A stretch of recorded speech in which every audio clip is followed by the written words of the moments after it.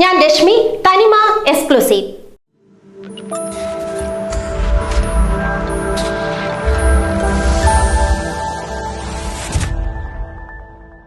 Kattakada hotel association unit president വിക്രമന്റെ ഉടമസ്ഥതയിലുള്ള ഹോട്ടലാണ് ഗുരുതര വീഴ്ചകൾ കണ്ടെത്തിയതിനെ തുടർന്ന് പൂട്ടിയത്.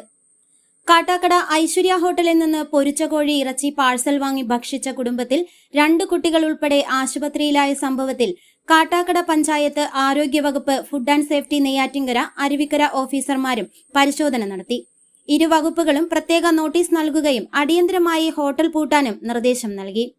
ഹെൽത്ത് കാർഡുകളുടെ അപാകതയും പഞ്ചായത്ത് ലൈസൻസ് ഇല്ലാതെ വൃത്തിഹീനമായും പ്രവർത്തിച്ച നിലയിൽ പരിശോധനയിൽ കണ്ടെത്തി. പഴകിയ ഭക്ഷണ സാധനങ്ങളും വൃത്തിഹീനമായ പാത്രങ്ങളും കൂത്താടി വളരാനുള്ള സാഹചര്യവുമൊക്കെ ഹോട്ടലിൽ പരിശോധനയിൽ കണ്ടെത്തിയിട്ടുണ്ട്. ഹോട്ടൽ ശുചീകരിച്ച് ഫോട്ടോ സഹിതം ഭക്ഷ്യസുരക്ഷാ വകുപ്പിന്റെ ഹിയറിംഗിനു ശേഷം പരിശോധന നടത്തി ഉറപ്പുവരുത്തിയിട്ട് മാത്രമേ ഹോട്ടൽ തുറന്നു പ്രവർത്തിക്കാൻ അനുവാദം നൽകുകയുള്ളൂ എന്ന് ഫുഡ് ആൻഡ് സേഫ്റ്റി ഉദ്യോഗസ്ഥർ പറഞ്ഞു.